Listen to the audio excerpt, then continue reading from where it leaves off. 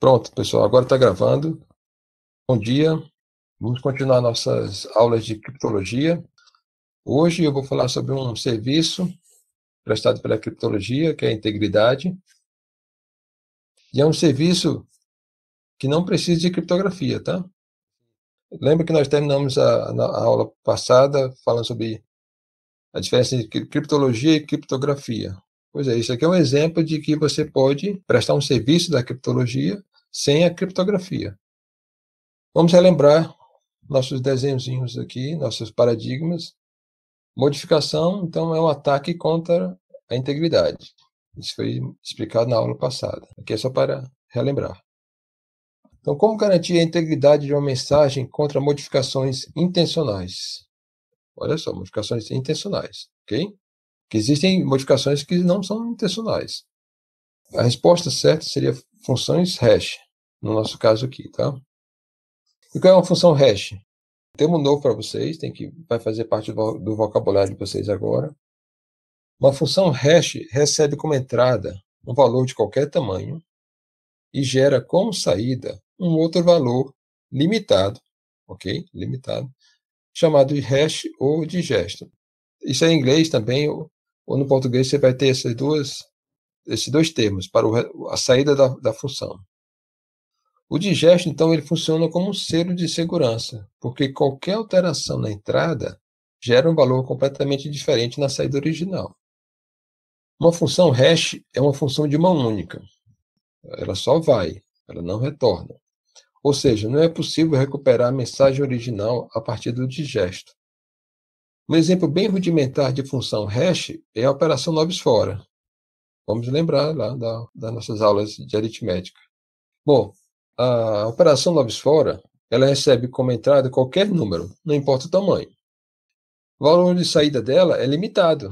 No caso aqui, varia de 0 a 9. E não é possível recuperar o valor de entrada a partir do resultado. Ou seja, é uma função hash. Ele atende as 3 propriedades da função hash. Dá um exemplo. 3 exemplos aqui. Você vai submeter como entrada para a operação nobis fora. Esse primeiro número, 51.996. Bom, esquece os 9, fica 5 mais 1 dá 6, 6 mais 6, 12. 12 nós fora, 3. 58.908. Cai fora o 9 e o 0. 5 mais 8, 13. 9 fora, 4. 4 mais 8, 12. 12 nós fora, 3. E aqui, vamos tirar aqui o 8 com mais 1, que dá 9. Esquece, fica só o 6 mais 5, 11. 11 mais 1, 12. 12 nós fora, 3. Então, todos esses 3 números deram como resultado uma saída 3. E você vê que não dá para recuperar. Se eu te der só o número 3, você não vai saber de qual foi a entrada. Bom, na matemática nós temos um termo específico para isso, né? As funções que você não consegue recuperar a entrada, que são as funções não invertíveis, né? As funções não têm a inversa.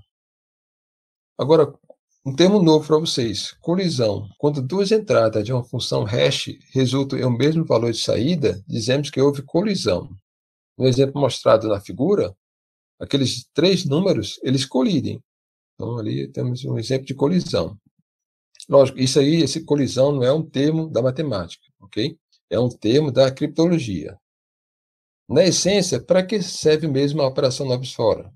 No fundo, você está ali garantindo a integridade dos números que estamos manipulando, para garantir que não houve erros.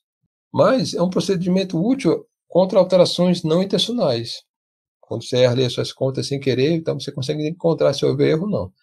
Agora, é um procedimento completamente inútil contra alterações intencionais. E por quê?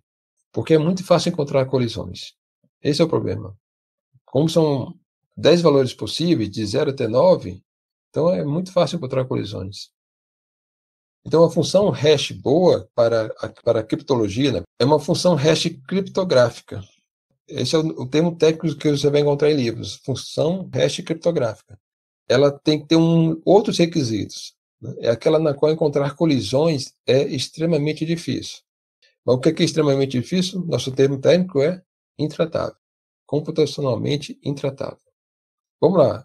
Qual é o requisito 1, então, para ser uma função hash criptográfica? Dados uma entrada x e o seu digesto, né, o resultado da função, hash dígito sobre x, é inviável encontrar uma outra entrada y, tal que essas duas funções deem o mesmo hash. Esse é o primeiro requisito. E outro que podem até se confundir, pode parecer que é a mesma coisa, mas não é. É inviável encontrar duas entradas quaisquer x e y tais que elas colidem. Naquele requisito 1, eu te dou o valor do x e o digesto dele. Você tem que procurar algum valor de y para colidir.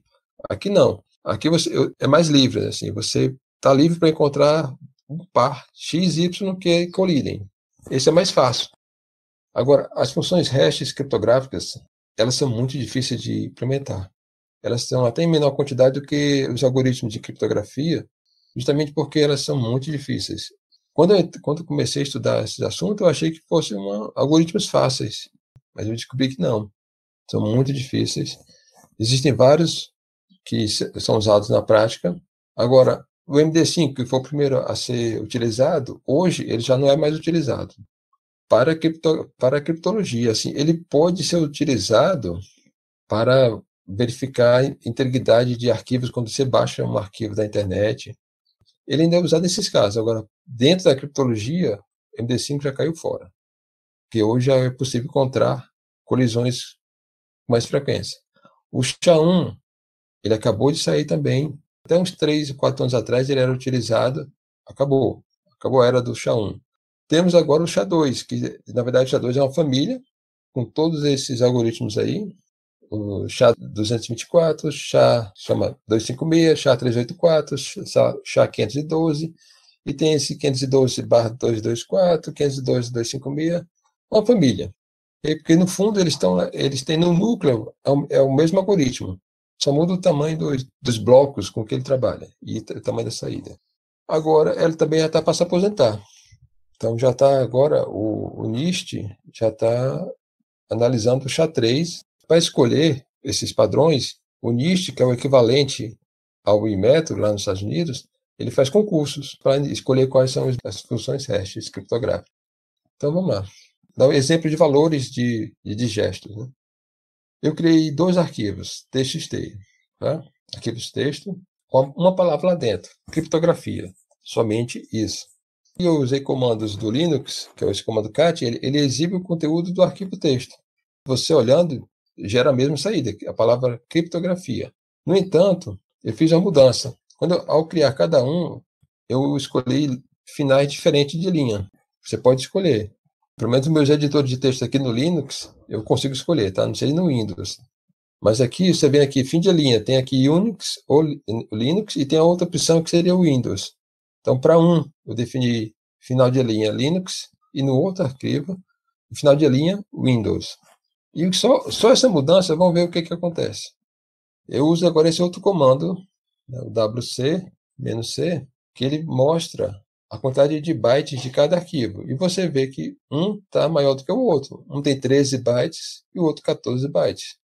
Mas o conteúdo é o mesmo. Então, o que muda? O final de linha. Aí você vê um outro comando do Linux, o xdump, que mostra exatamente os valores hexadecimais, os valores binários. Na verdade, sim, o arquivo ele é guardado na memória do computador em binário, certo? Já falei antes, o computador só entende binários. E o ser humano entende melhor o decimal, o hexadecimal, mas... Então aqui, para facilitar a exibição, esse comando ele mostra em hexadecimal, o que está lá é guardado em binário. E você pode ver então que é quase todo igual, só muda o que lá no final aparece um 0D, tudo bem? E esse comando tem outro detalhe, ele mostra de uma forma meio confusa. Ele mostra aqui 7263. Isso é hexadecimal, não posso falar 72 nem 63, tá? Só que o 63, na verdade, é o primeiro caractere. 72 é o segundo. Esses primeiros 4 dígitos aqui estão representando os 2 primeiros caracteres. Vamos ver o próximo grupo aqui, de 4. 7069. Ora, 69 é o terceiro caractere e o 70 é o quarto. Tem uma razão para isso, mas para nós acabou confundido. Então, assim, para mostrar para os alunos de forma mais didática, eu criei essa tabela aqui. Então, como tem o conteúdo dos 2 arquivos aí, a palavra criptografia, então aqui está na tabela os caracteres CRIPTOGRAFIA e o fim de linha. Então, você pode comparar que são iguais, conteúdo Os conteúdos iguais estão em azul, mas lá no final aparece um 0D. Por quê? Porque o Windows, ele põe como caractere de fim de linha, fim de arquivo, 2 caracteres, não só um, como no Linux. Agora, só essa mudança, percebeu? Bastou mudar um pouquinho. Como é que fica, então, a saída? Vamos utilizar o MD5. O MD5, como eu falei, não é usado mais na criptologia, mas ele é usado para verificar a integridade de arquivos. Então, eu aplico esse comando md5sum, tem no Linux, para cada um desses arquivos. E aí a saída está aqui em hexadecimal, tá? Bem diferente. Um começa com 388 e o outro valor começa com BFA. Isso não são strings de caracteres, né? Isso são números, não esqueça disso. Ah, você quer saber qual é o valor disso em decimal? Eu fiz a mudança, está aqui. Em decimal está aqui. Aqueles valores são esses aqui, completamente diferentes. Começando com 751 e o outro começa com 254. Tá? Fiz a mudança de base. Do slide para o outro, mudei a base. Agora, levando para a base 2 e comparando bit a bit, fiz esse trabalhinho aqui, levei um tempão, tá? Separado em grupo de 32. São 32 bits, 32 mais 32 dá 64, então tem 128 bits. Em cada linha dessa, nós temos o de cima é do arquivo 1 e o de baixo é do arquivo 2. Você pode verificar aqui que os primeiros 32 bits dos dois arquivos você pode comparar. Em vermelho estão diferentes e em azul estão iguais. Então você pode verificar que nos primeiros 32 bits mudaram 16, são diferentes. Já nos 32 bits do bloco seguinte, houve uma mudança em 14 bits. No terceiro bloco, 22 bits mudaram. E no último bloco de 32 bits, houve uma mudança em 18 bits. Então, somando 16 mais 24 mais 22 mais 18 dá 70. Houve uma mudança, então, de 70 em 128 bits, ou aproximadamente, então, 55%. Eu já fiz isso para vários casos, dá geralmente por volta de 45 a 55. Por que não muda 80, 90%, 95%? Porque não é bom, né? Assim, estatisticamente, mudar quase nada ou quase tudo, tá? Não é bom. Tem que mudar ali por volta de 50%. Então, percebemos que uma pequena alteração no valor de entrada causou uma diferença enorme no valor de saída. E existe um termo técnico para esse fenômeno, é o efeito avalanche. Ou seja, grandes efeitos sendo causados por pequenas modificações. E, por último, aqui, para terminar, nós temos aqui o Paulo Barreto, que é um criptólogo brasileiro, criador desse algoritmo, o ViewPro. Ele criou em 2000. É um algoritmo de função hash. Participou dos concursos lá do NIST, mas perdeu. E hoje ele está lá nos Estados Unidos. Acho que ele foi ano passado até. Ou foi 2018 ou 2019. Ele foi convidado para ensinar lá numa universidade lá nos Estados Unidos. Então eu já conversei pessoalmente com ele também. Cara muito bom. Infelizmente foi levado, né, Paulo? A pesquisa não é muito valorizada aqui no Brasil, infelizmente. E é isso. Chegamos ao final da aula.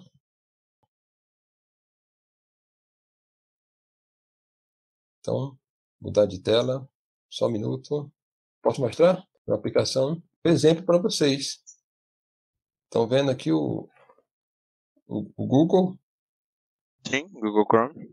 Google, exatamente, Google Chrome.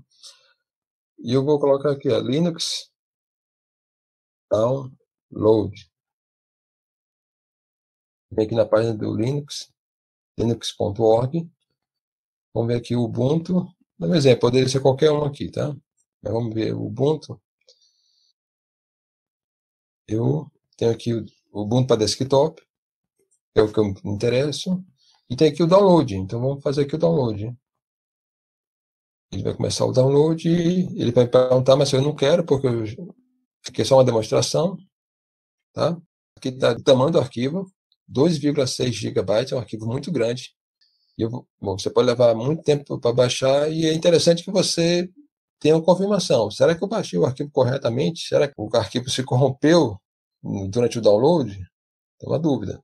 Então, em vários sites isso acontece, as pessoas não percebem isso, mas aqui, ó, eles te ajudam a tirar essa dúvida. Aqui, o que está escrito aqui? Você pode verificar seu download. Como? Ele deu aqui já um comando já todo pronto. Copia aqui e manda, vamos lá, Ctrl+C, tudo bem? vou levar esse comando para um prompt de comando aqui. Deixa eu fazer outra modificação. Estão vendo minha tela de comando? Sim. Eu vou lá em Downloads, onde eu fiz o meu download. Eu vou copiar e colar aqui o comando. Tá? Dá para ver aqui os detalhes. Ó. Ele vai usar um char 256. Ele está esperando esse valor aqui do char. Esse seria a saída da função. Está aqui toda a saída. Ele vai checar, né, e vai dizer se está ok ou não. Vamos lá. Aí demora um pouquinho, porque é um arquivo muito grande. Isso vai demorar um pouquinho, assim, alguns segundos. Ele está fazendo as contas. O algoritmo ele é um loop finito. Ele vai pegando os blocos de bits desse arquivo. Como o arquivo é muito grande, ele está lá trabalhando, pegando vários blocos. Terminou, ele dá a resposta. Então, o arquivo está ok. Ele já deu um comando já para facilitar, mas eu poderia fazer isso aqui, ó. 256. Agora eu estou executando o comando. Aí ele está recalculando. Então, não precisaria copiar o comando, mas você só precisa ter o valor. Então, assim, em vários sites, eles já informam o valor do chá. Você tem que saber qual é o chá que ele informa. Então, às vezes, assim, tem um MD5. Né, então você vai fazer o cálculo com o MD5. Às vezes com o chá 256, o chá 512. Então, aqui encontrei o valor, tá aqui. Que é igual ao que ele foi informado aqui. Tá? Nem sempre você vai encontrar esse comando já todo pronto para você, tá? O site do Linux, pelo menos, te ajudou já com o comando todo pronto. Essa é uma das utilidades da função hash. Ô, professor, Hum. uma questão que pode talvez não ter nada a ver, mas o que que é aquele eco ali na frente do exclamação B451 e tal? Esse echo é um comando do Linux, é para exibir na tela. Ah, tá. Tipo um print. Isso, é tipo um print. Ok? Beleza, valeu. Você vê aqui, ó, ele utilizou esse SHA-A256. Eu não utilizei. Você viu que eu já utilizei um outro comando, ó, que é equivalente. Tá? Aqui é uma outra forma de fazer. Ok? Mas assim, qual a utilidade desse caso aqui? É verificar a integridade. É bom quando você está enviando um arquivo, isso eu faço lá no Inmetro. Quando é um arquivo oficial, eu vou mandando PDF, contendo, sei lá, um documento escrito, assinado, eu digitalizo aquele contrato, talvez, pode ser um contrato, pode ser uma nota técnica. Eu mando para a pessoa, eu mando o hash, tá? Para a pessoa verificar que realmente aquele arquivo não se corrompeu. Eu estou garantindo que eu enviei aquele arquivo com esse hash. Se mudou, não foi culpa minha. Tudo bem? Vamos voltar aqui. Pronto, pessoal. Era isso. Alguma dúvida? Alguma observação? Por mim não, eu tô de boa. Algo novo para vocês, né? Foi o primeiro serviço que nós trabalhamos, né? Integridade. Próximas aulas eu vou detalhar cada serviço da criptologia. Então é isso. Se não tiver nenhuma dúvida, eu considero a aula encerrada. São só aqueles quatro, né, professor? Que agora no caso faltam três. Ou tem mais algum? É, faltam três, exatamente. São só aqueles quatro. Mas aí Tá, vão mas... ser só mais três aulas deles ou vai ter Não, mais algum? não, não, porque esse de integridade ele é o mais simples, né? Por isso que eu coloquei primeiro. Mas vão ter serviços que vão durar 4, 5 aulas aí. É que o senhor falou que ia voltar pra matemática também, aí. Exatamente, porque assim, o último serviço, que é o da irretratabilidade, que é o que gera a assinatura digital, ele é bem complicado. Então ele vai precisar de toda a bagagem do curso inteiro. Para você entender uma assinatura digital, você vai precisar todas as aulas de criptologia e todas as de matemática para poder dizer, puxa, agora eu entendo o que é uma assinatura digital. Tudo bem? Então o bagulho é realmente bem puxado. É. Pois é isso, pessoal. Bons estudos, bom descanso. Valeu, professor. Bom dia, barra boa tarde. É isso, valeu. Tchau, professor. Tchau.